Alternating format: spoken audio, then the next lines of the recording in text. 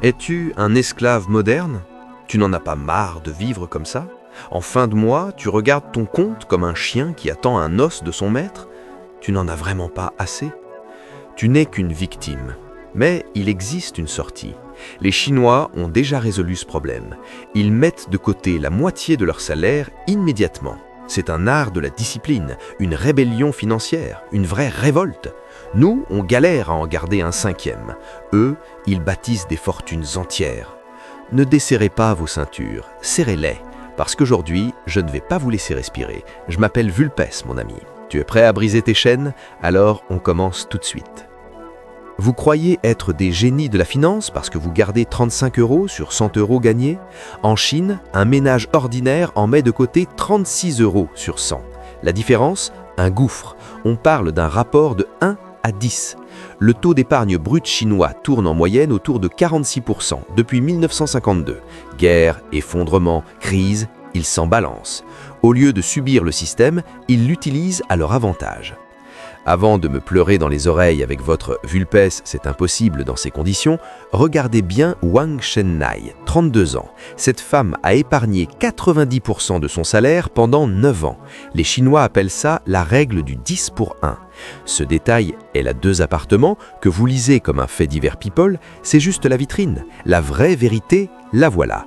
Aujourd'hui, cette femme n'est obligée d'accepter aucun emploi que le système lui impose. Elle a acheté sa liberté.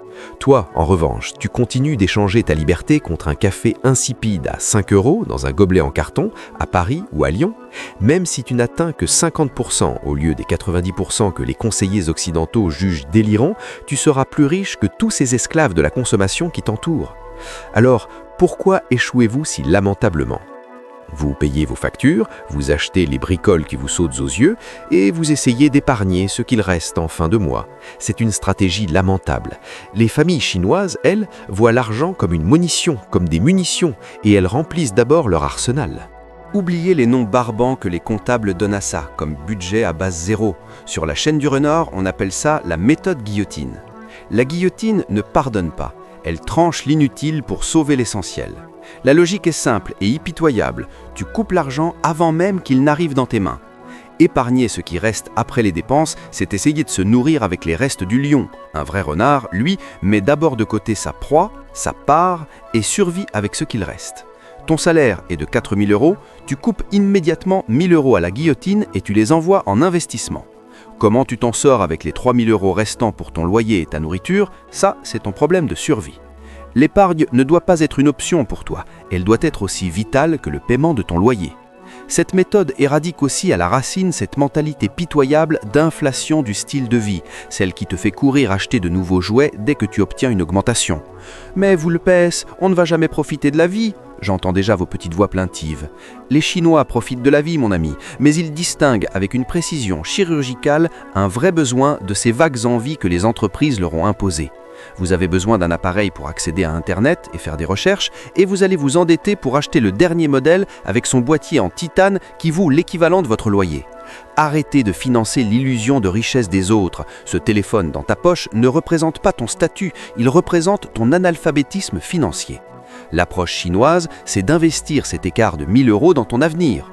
Pendant que vous étalez vos vacances et votre voiture sur votre carte de crédit, eux traitent la dette comme une peste. Si tu ne peux pas l'acheter cash, c'est que tu n'as pas les épaules pour le posséder. Pendant que les Américains enterrent des milliers de dollars par mois en intérêts de carte de crédit, avec une dette moyenne de 9 000 €, ils enrichissent les usuriers modernes. Les Chinois, eux, utilisent cet argent pour construire leur propre empire.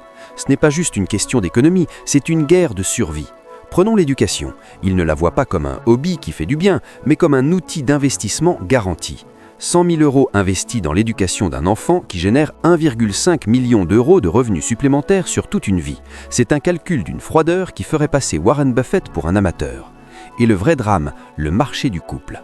En Chine, il y a 22 hommes de plus pour 100 femmes. Vous savez ce que ça signifie? Là-bas, pour un homme, avoir un compte en banque bien garni et être propriétaire, ce n'est pas de la romance, c'est une question de survie génétique, de transmission à la génération suivante. Cette situation a rendu la propriété immobilière obligatoire, transformant toute une génération en tireurs d'élite de l'épargne hyper focalisés. Ils économisent pour survivre et fonder un foyer. Toi, quelle est ton excuse? Juste avoir l'air un peu plus cool le week-end? C'est pathétique. Vous croyez que l'État est dans votre dos, qu'on viendra vous sauver si vous tombez malade ou si vous perdez votre emploi. Eux savent qu'ils doivent tisser leur propre filet de sécurité, euro par euro, de leurs propres mains. Ne pas épargner, c'est se condamner à la misère dans la vieillesse. Vous trouvez honteux de parler d'argent, vous vous déchirez à huis clos à cause de vos déficits budgétaires. Les Chinois, eux, ont transformé la transparence en arme. Chaque membre de la famille connaît les objectifs et les dépenses comme un membre d'un conseil d'administration. Quand un adolescent voit à quel point le fonds pour l'université a été difficile à constituer, il ne va plus réclamer ses fameuses chaussures hors de prix. Dans votre culture, le statut, c'est une voiture de luxe achetée à crédit. Dans leur monde, le statut, c'est vivre sans dette et épargner intelligemment. Si vos amis vous admirent non pas quand vous vous endettez pour une belle voiture, mais quand vous conduisez une voiture de 10 ans entièrement remboursée, vous ne faites plus de dépenses stupides. Ils ne trouvent pas le bonheur dans les restaurants gastronomiques, mais dans les plaisirs simples, dans le fait d'avoir le contrôle. Maintenant, si après tout ce que je viens de dire, tu te dis encore « c'est trop dur pour moi, je veux profiter de la vie », tu as raison. Il est peut-être trop tard pour toi. Je n'attends pas que tu épargnes 36% ou 90%, mais si tu commences à appliquer la méthode guillotine aujourd'hui, tu reprends au moins les rênes de ta propre vie des mains de ces entreprises cupides. Si tu épargnes 5%, passe à 10%. Si tu ne gères pas ton argent, il continuera de te réduire en esclavage. Si ces vérités t'ont fait mal, ferme la vidéo et continue à dépenser. Mais si quelque part en toi ce renard s'est réveillé, tu sais déjà ce que tu dois faire. Brise toi-même tes propres chaînes. À bientôt.